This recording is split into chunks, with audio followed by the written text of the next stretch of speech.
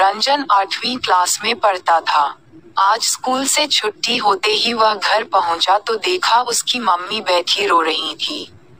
रंजन पूछता है, मम्मी क्या बात है, आप क्यों रो रही हो? रंजन के पापा गुजरात गए थे बिजनेस करने के लिए, उन्हें 2 साल हो चुके थे। शुरू शुरू में पैसे भिजवाते थे, धीरे धीरे वो भी बंद हो गए, फिर फोन भी आने बंद हो गए। आज सरिता ने फोन किया तो उन्होंने कहा, मेरा तुम दोनों से कोई मतलब नहीं है, मैंने यहीं रहने का फैसला किया है, मैं अब कभी वापस नहीं आऊंगा और आज के बाद इस नंबर पर कभी फोन मत करना। ये कहकर उन्होंने फोन काट दिया। सरिता जी इस बात को सुनकर तब से रोए जा रही थीं।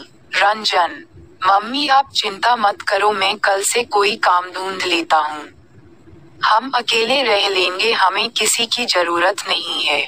पापा के लिए उसके मन में कड़वाहट भर चुकी थी। वह अपनी माँ को सांत्वना देने में लगा था।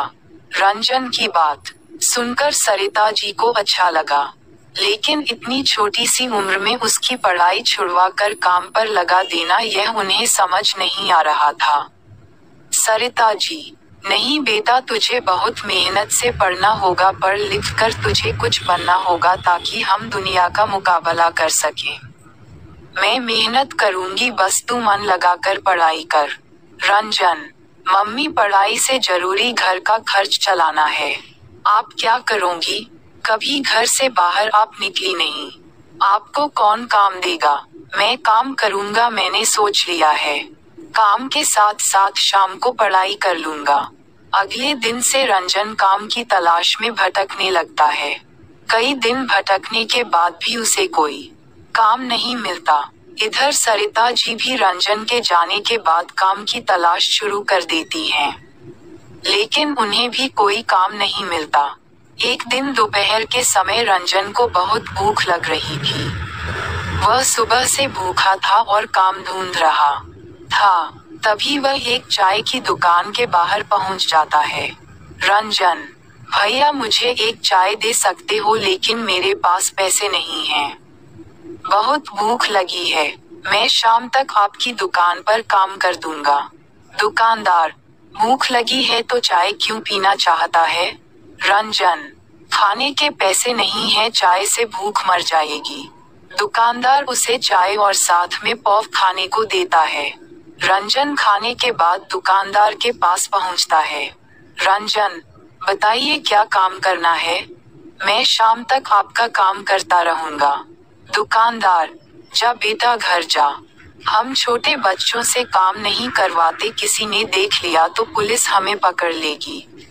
रंजन, लेकिन मैंने जा आपकी चाय पी है, उसके पैसे कैसे चुकाऊंगा? दुकानदार, जा बेटा, जब पैसे हों दे जाना। रंजन, नहीं, मुझे कुछ न कुछ काम बताइए, मैं कर दूंगा। दुकानदार, अच्छा एक काम कर, बड़े चौराहे पर एक बेकरी है, वहां से मुझे पाव ला दे, ये ले पैसे और मेरी साइकिल ले जा। रंजन साइकिल और पैसे लेकर बड़े बाजार पहुंच जाता है। वह पाव लेकर वापस आने लगता है, तभी पाव वाला पूछता है, पाव वाला, सुन, तू और भी दुकानों पर मेरे पाव पहुंचाएगा, तुझे कमीशन दूंगा। रंजन, लेकिन मेरे पास साइकिल नहीं है, ये तो चाय वाले की है। पाव वाला, मैं तुझे साइकिल भी दूंगा, शाम तक जितने पाव पहुंचाएगा उसके पैसे मिल जाएंगे, लेकिन काम ईमानदारी से करना, कहीं मेरी साइकिल लेकर भाग मत जाना। रंजन, मालिक मैं ईमानदारी से काम करूंगा, आप चिंता मत करो। अगले दिन रंजन पाव वाले की दुकान पर पहुंच जाता है। वह उसके पाव दुकानों पर पहुंचा देता है। शाम को उसे कमीशन के 100 रुपये मिल जाते हैं। घर आकर वह सरिता जी को सारी बात बताता है। दूसरे दिन भी वह मेहनत से काम करता है। शाम को जब वह अपने पैसे लेने पहुंचता है तो पाव वाला उससे कहता है, पाव वाला, सुन बेटा, तेरे काम करने से मेरा बहुत फायदा हो रहा है।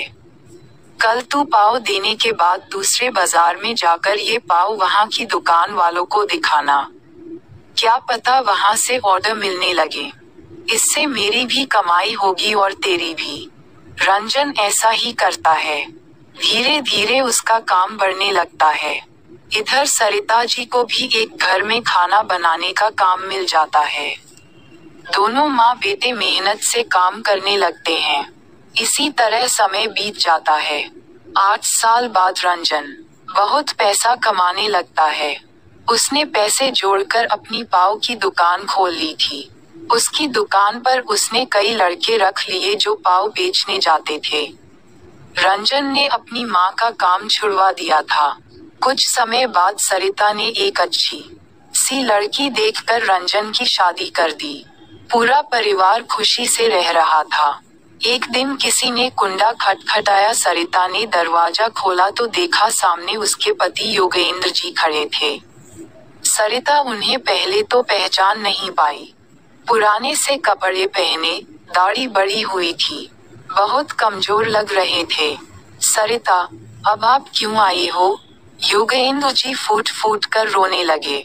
योगेंद्र जी, मुझे माफ कर दो, मैंने वहाँ बहुत पैसा कमाया, फिर मैंने वहीं शादी कर ली। उसके बाद सब कुछ अच्छा चल रहा था, लेकिन एक दिन मैं बीमार पड़ गया। मेरी पत्नी सारा पैसा और जेवर लेकर चली गई।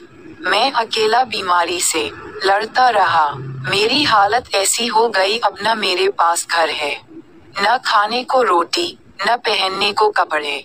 मैंने तुम लोगों के साथ बहुत बुरा किया, लेकिन अब मैं कहाँ जाऊँ, मुझे कुछ समझ नहीं आ रहा था, इसलिए मैं यहाँ चला आया। सरिता, आपको पता है हमने कैसे दिन काटे हैं? रंजन ने पढ़ाई छोड़कर दिन रात मेहनत की, तब कहीं जाकर ये सब बना पाया। मैं तो आपको माफ भी कर दूं, लेकिन वह कभी आपको माफ नहीं करेगा। शाम को रंजन आया तो उसे सारी बात का पता लगा। रंजन, माँ इनसे कहो यहाँ से चले जाएं, मुझे इनसे कोई मतलब नहीं है। सरिता जी बैठी रो रही थी। उन्हें रोता देख रंजन ने कहा, रंजन, मम्मी मैं आपको रोते नहीं देख सकता। ये बाहर वाले कमरे में रह सकते हैं, लेकिन हम लोगों से कोई मतलब नहीं होगा। आप इनका खाना वहीं पहुंचा देना।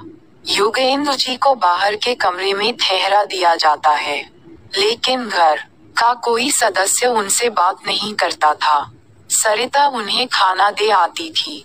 योगेंद्र जी अपने किए पर पछता रहे थे। इधर रंजन ने उनसे सब रिश्ते तोड़ दिए थे। सरिता जी चाहकर भी अपने पति की मदद नहीं कर सकती थीं, क्योंकि उन्हें अपने बेटे के कष्ट नजर आते थे। एक दिन योगेंद्र जी रात को सोए तो सुबह उठे नहीं। घर में मातम छा गया।